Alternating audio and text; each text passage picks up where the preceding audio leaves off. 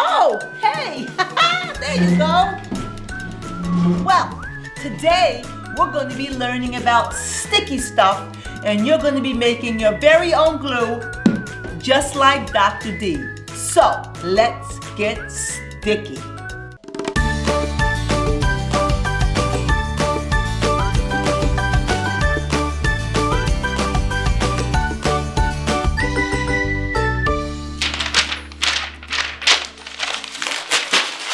Everyone, it's Dr. D from Neighborhood Science. Today we're going to be learning about stickiness, and we're going to be using a special animal to help us learn.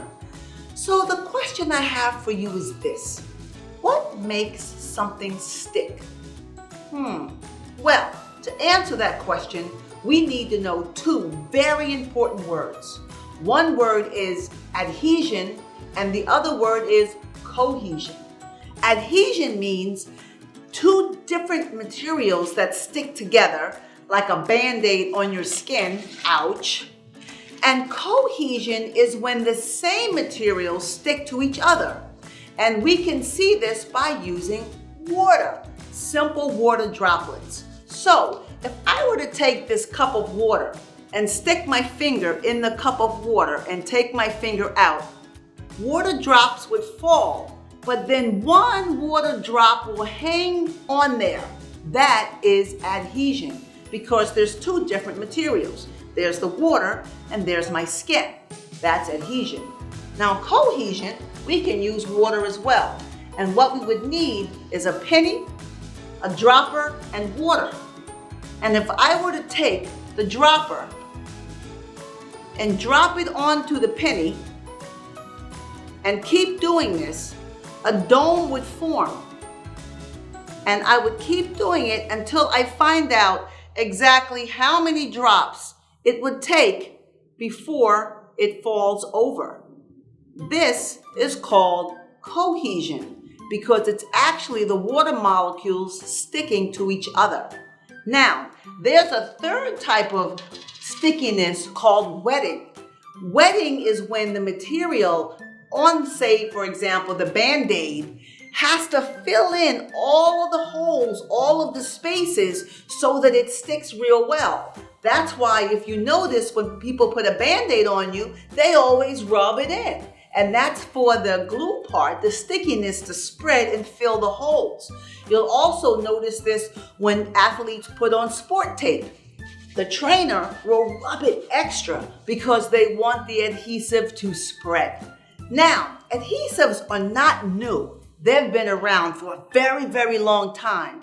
Did you know that adhesives were found in the tombs of pharaohs in ancient Egypt?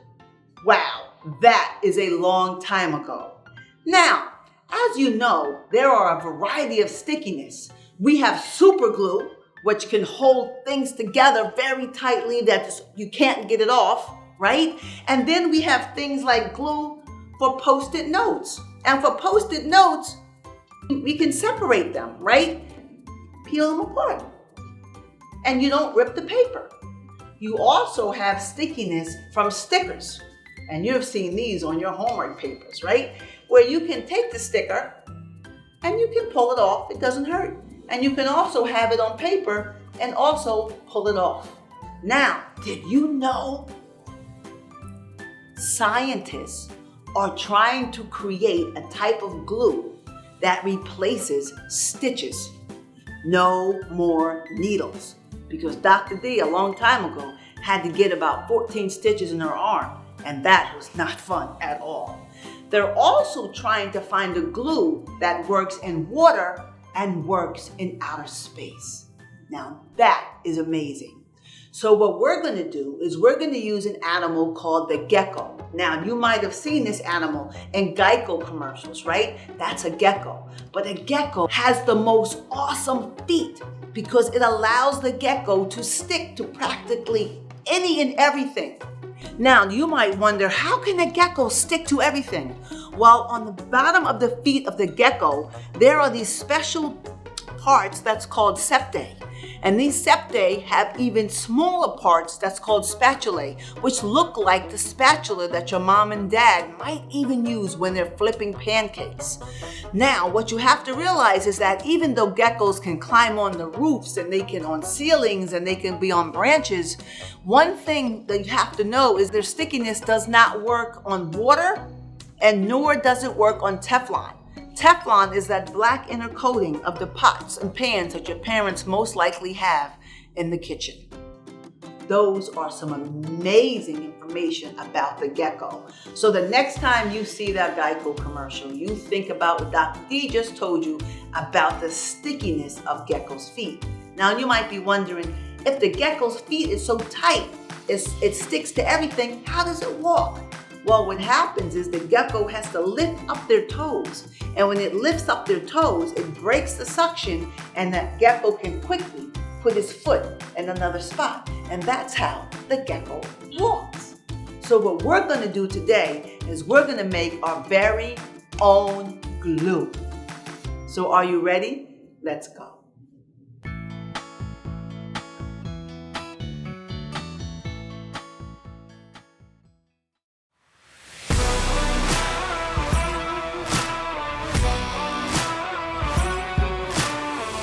They say, I'll get too big. I'll get too big.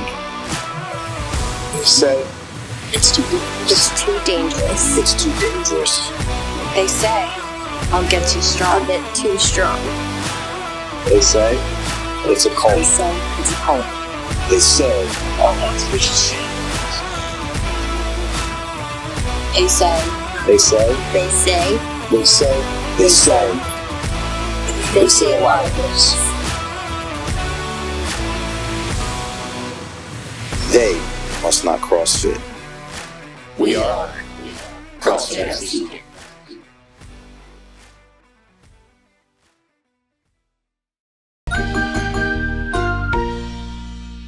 Okay, everyone, are we ready to make our very own glue? Well, first let's talk about what the safety tips are from Millie. Thanks, Dr. D. I'm Millie. Here's my safety tips. Always work with an adult. Read and follow all directions for the activity. Read all warning labels on all materials being used. Wear eye protection. Follow safety warnings or precautions, such as wearing gloves or tying back long hair. Use all materials carefully. Follow the directions given. Be sure to clean up and dispose of materials properly when you're finished with an activity. Wash your hands well after every activity. Never eat or drink while conducting an experiment, and be careful to keep all the materials away from your mouth, nose, and eyes. And last but not least, never experiment on your own. Back to you, Dr. D. Okay, now that we know our safety tips, let's talk about what ingredients we need to make our very own glue. So we're gonna need milk, but the milk has to have no fat, okay? It can be skim milk or non-fat milk, but it cannot have milk with fat because the fat interacts or interferes with the linkage that we need to occur. The linkage means the hooking up that we need the proteins to do that are in the milk. And if it has the fat in there, it won't happen. We're gonna need our vinegar, and we're gonna need a spoon.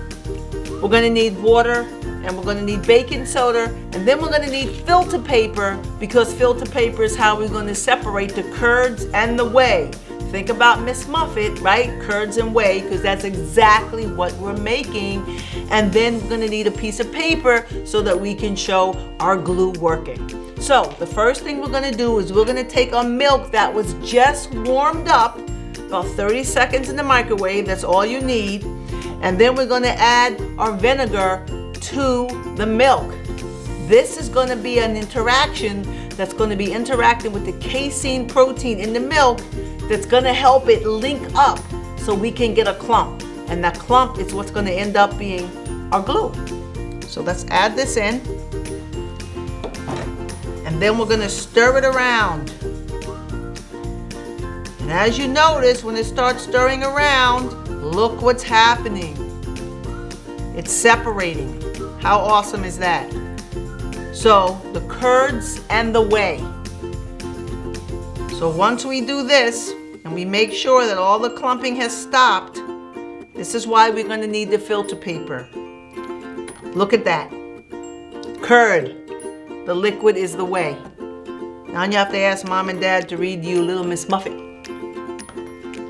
Okay, so once this process is done, we're going to take another empty cup with our filter paper, and we're going to pour so that we can separate the curd from the whey. So I'm going to pour it in here. And we're going to separate it. We're going to squeeze it out. You can actually let it pour also. And then you just squeeze to get any additional liquid separated from our curd. And it's fine to touch it. It's just milk, right? Then once we do that, we're left with the curd. And the reason that it clumped up, like I said before, is because what the vinegar does is it reacts with the casein protein, causes this massive linking, and this massive linking causes it to clump up. So this is going to actually be what is going to be the glue. So now we have to wait about 5 minutes so that we can just make sure it dries up pretty well, and then we'll be right back to make the glue.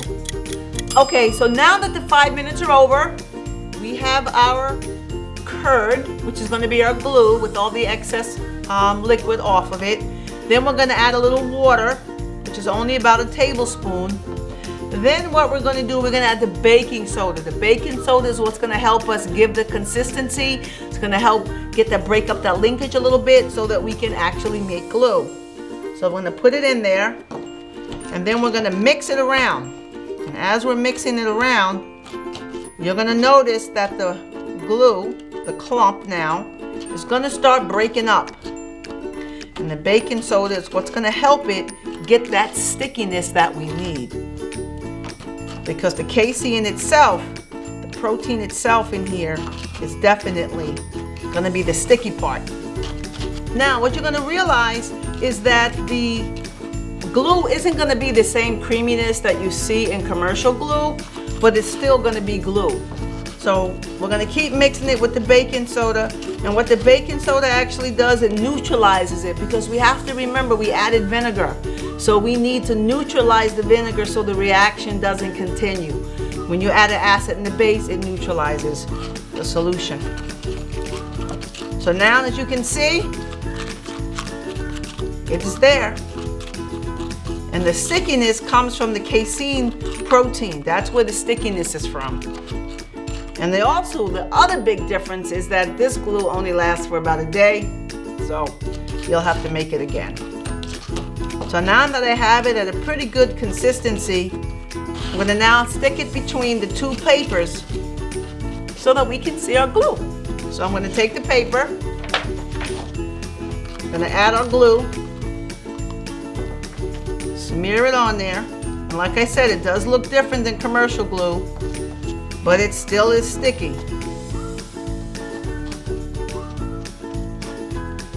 And we can use a little more, reuse it all up, spread it out, and then we put the papers on top of each other,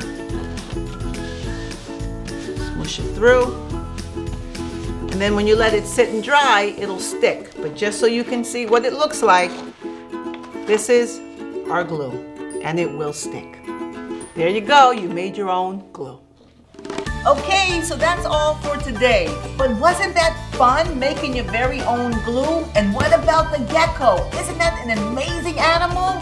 So remember, the next time you use a Post-it note or you get a sticker on your homework assignment, remember what Dr. D taught you today. Happy sciencing, Dr. D.